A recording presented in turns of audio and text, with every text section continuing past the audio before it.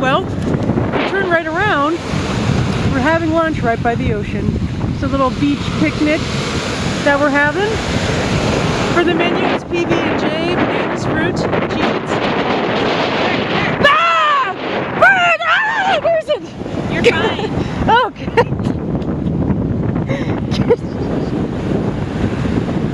That was a little harrowing.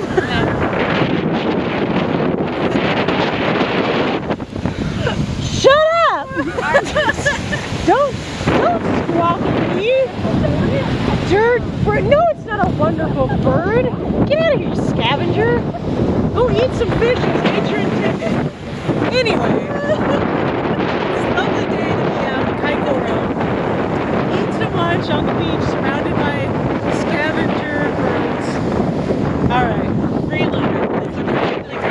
They're their own food. They just want to freeload. They're just lazy, like me. Alright, here's some ocean. You see the Kaikoura's over that way.